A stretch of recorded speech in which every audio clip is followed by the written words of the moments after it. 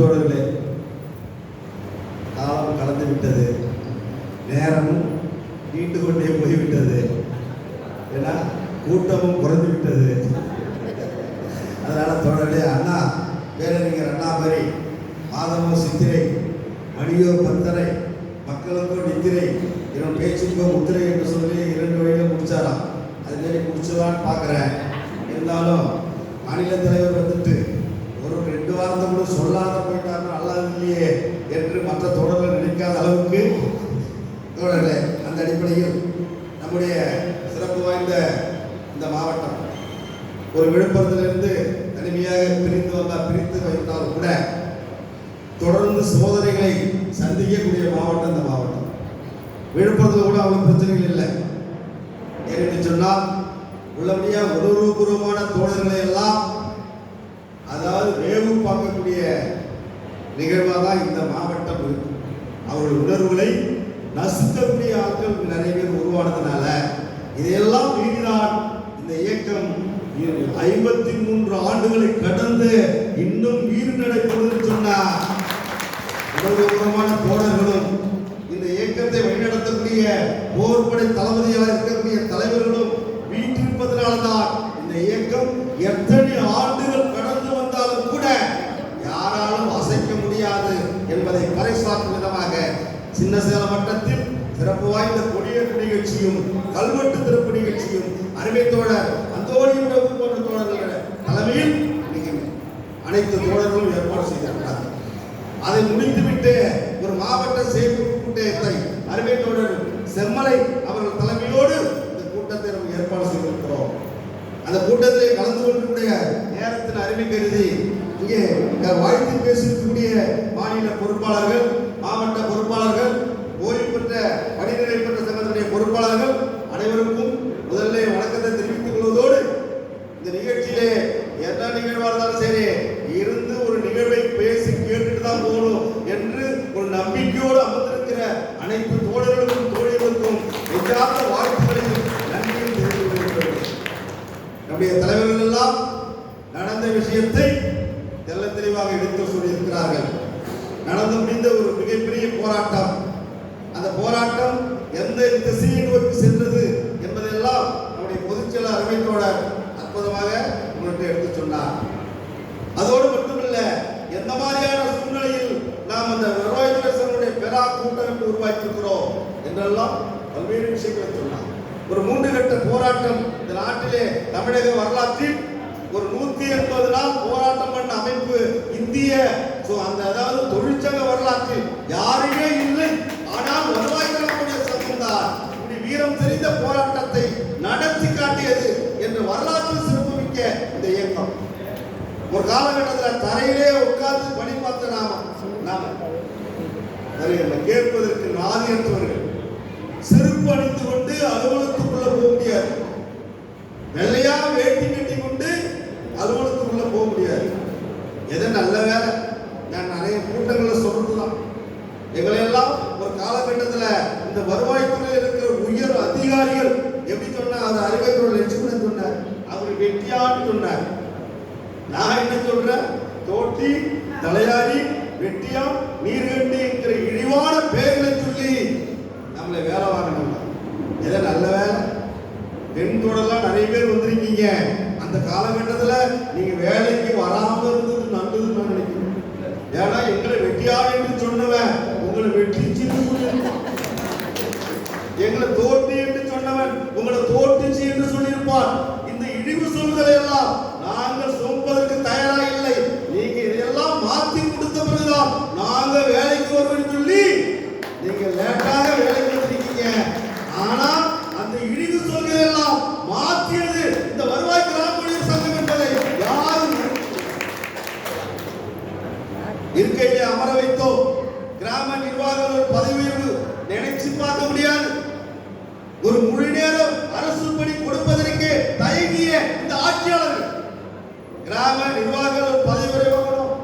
ஒரு காலகட்டத்தில் ஒரு தோழர் பணியில் இருக்கிற தோழர் இறந்து போயிட்டாருன்னா அதன் பிறகு அந்த குடும்பம் நடுத்தருவில் நிற்கும், வாழ வழி முடியாது. அந்த பிள்ளைங்க, மனைவி எல்லாரும் யாருன்னா அவருடைய சம்பாத்தியத்திலே அதன் பிறகு அவங்க திரும்பி பார்க்க நாதி இல்லாத இருந்த இந்த சமூகத்தை கருணை அடிப்படையில் வாரிசுக்கு வேலை வாங்கி கொடுத்தது இந்த சங்கம். இது இல்லாத விஷயங்கள் எல்லாம் அறிவித்தோட பட்டியல் போட்டு சொல்லியிருக்கிறார். இருந்தாலும் இத்தனை ஆண்டுகள் கடந்து வந்து கூட இன்னும் நம்முடைய கோரிக்கை கிணத்துல போட்ட கல் மாதிரி இருக்க. இப்படி வரையறுக்கப்பட்ட காலமுறை ஊதியம், அப்படி வரையறுக்கப்பட்ட காலமுறை ஊதியம் என்றால் என்ன என்கிற வினா என்பது நம்ம எல்லாரும் மனசுலையும். அலுவலக உதவியாளராக இருக்கிறவர் தான் கடை நிலையில் இருக்கக்கூடிய அரசு ஊழியர். அதுக்கு கீழே இருக்கிறவங்கெல்லாம் என்ன ஊழியர் அப்படிதான் நம்மள சித்தரித்து வச்சிருக்காங்க. அப்ப அதுக்கு அவங்களுக்கு 15,700 என்று அடிப்படை ஊதியத்தை நிர்ணயம் செய்திருக்கிற அரசாங்கம். ஆனா நமக்கு 15,700 கொடுக்க முடியாது, 11,100 தான் என்று நிர்ணயம் பண்ணியிருக்கிறாங்க.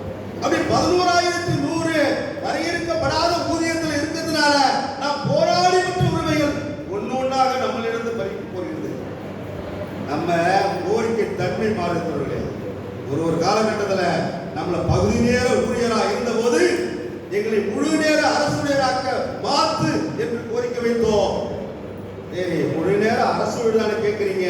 1995 நீங்கள் முழு நேர அரசு ஊழியர் என்று அறிவித்தார்கள். அவன் முழு நேர அரசு ஊழியர் என்று அறிவிக்கிற பொழுது அன்னைக்கு அலுவலக உதவியாளருக்கு 750 ரூபாய் அடிப்படை ஊதியம் வழங்கியது போல நமக்கும் 750 ரூபாய் அடிப்படை ஊதியம் வழங்கியிருந்தால் இந்த சங்கம் இவ்வளவு தூரம் பயணிக்கிறதுக்கு வாய்ப்பு இருக்காது என்று சொன்னார். ஒரு சாதாரண பார்த்தீங்கன்னா அன்னைக்கு 750 ரூபாய் கொடுக்காத விட்டதுனால இன்னை வரைக்கும் நாங்கள் கிட்டத்தட்ட இன்னைக்கு எங்களுடைய ஊதியம் எங்களுடைய ஊதியம் 46,000 தான் கடந்திருக்கு.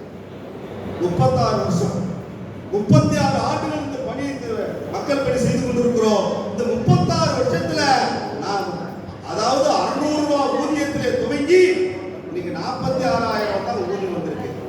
ஆனால் வரையறுக்கப்பட்ட காலமுறை ஊதியம் அலுவலக உதவியாளருக்கு இணையாக கொடுத்திருந்தால் இன்னைக்கு அவர் ஊதியமும் ஊதியமும் எவ்வளவு போயிருக்கும் தெரியுமா? கிட்டத்தட்ட ஒரு 75,000 ரூபாய் வரைக்கும் ஊதியம் வாங்குவதற்கான வாய்ப்பு நடந்திருக்கிறோம். ஆனால் இதெல்லாம் மறுக்கப்பட்டிருக்குது. இதையெல்லாம் வேடிக்கை பார்க்க முடியாது என்று சொல்லிதான் தொடர்ந்து நம்ம வீரம் செறிந்த போராட்டங்களை நடத்தி கொண்டிருக்கிறோம். தன்னந்தனியாக நடத்தி பார்த்தோம். சிறை சென்று போனோம். சிறை 23 நாட்கள் மத்திய சிறையில் இருந்தோம். அதெல்லாம் பார்த்தீங்கன்னா 180 நாள் போராட்டம். எல்லாவற்றுக்கும் மேலாக இந்த போராட்ட களத்திலே 36 பேர்களை நாம் பலி இழந்திருக்கிறோம். அந்த உரிமைகளை அந்த குடும்பங்களை நீங்க அனுபவிக்கவில்லை. நம்ம அனுபவிக்கக்கூடிய சுகங்களை எல்லாம் அந்த குடும்பங்கள் அனுபவிக்கவில்லை. இப்படியெல்லாம் தியாகம் பண்ணி போராட்டம் பண்ணி தன்னந்தனியாக போராடி எந்த பலனும் இல்லையே என்று நாங்கள் ஏங்கி நிற்கிற பொழுதுதான் அப்ப கூட நம்ம சங்கத்துடைய கட்டமைப்பை விடல. இப்படி போராட்டம் கோரிக்கை ஒரு பக்கம் நிறைவேறாட்டிருந்தாலும் கூட கடந்த 2019 இருந்து சங்கத்தினுடைய சட்டத்திட்ட விதிகளை மாற்றி அமைத்து 3 ஆண்டுக்கு ஒரு முறை வட்ட மாநாடு நடத்துவது, மாவட்ட மாநாடு நடத்துவது, அதன் பிறகு மாநில மாநாடு நடத்துவது, சாபனத்தை சரி செய்வது என்றெல்லாம் நாம் திட்டமிட்டு செயலாற்றியதை ஊர்ந்து தொழிற்சங்கம் தமிழ்நாட்டில் பல்வேறு தொழிற்சங்கங்கள் ஊர்ந்து கவனித்தார்கள். ஏதோ வருவாய் கிராம சங்கம் ஏதோ ஒரு துறைவாரி சங்க அமைப்பு மாதிரி இது ஒரு அமைப்பு தானே என்று நினைத்திருந்த எல்லா தலைவர்களும் உடனே பார்க்கிறார்கள். இது இல்ல தமிழக வரலாற்றில் இது வித்தியாசமான ஒரு அமைப்பு என்று சொன்னா இது ஏதோ ஊதியத்துக்காகவும் போனஸுக்காகவும் இதுக்காக மட்டுமே இந்த நம்ம சங்கம் நடத்திருந்தா இன்னைக்கு நம்ம சங்கம் 53 ஆண்டை கடந்து வந்திருக்கிறது. மாறாக மக்கள் மீது நம்பிக்கை வைத்தவர்கள் நம்ம பல்வேறு கூட்டங்களில் சொன்னோம். காஞ்ச தலையோடு வரானே, அழுக்கு சட்டையோடு வரானே, பாமரன் ஏழை, அவனை உட்கார வச்சு அவனுக்கு வேண்டிய செஞ்சு கொடுங்க, அதுதான் நம்முடைய வாழ்நிலையை மாற்றோம் என்று பல்வேறு கூட்டங்கள் நம்ம சொல்லியிருக்கிறோம். அதே மாதிரி ஜல்லிக்கட்டுக்காக போராடிய இளைஞர்கள் யாரே நடத்தினார் நமக்கு என்ன என்று இல்லாமல் அவர்களுக்கு ஆதரவாக களம் கண்டோம். விவசாயிகள் டெல்லியிலே போராடிய போது அதுக்கு நமக்கு என்னையா இருக்கு, அவங்க பிரச்சனை அவங்க பார்த்துக்கிட்டோம் என்று நம்ம பார்க்கல, அவர்களுக்கு ஆதரவாக குரல் கொடுத்தோம். இப்படி சமூக அக்கறையும் சமூக சிந்தனையும் நிறைந்திருப்பதனால தான் இந்த சங்கத்தால் 53 ஆண்டு காலம் நம்மளால் நீட்டித்து வந்திருக்க முடியாது என்பதை யதார்த்தமான விஷயமாக நாம் புரிந்து கொள்ள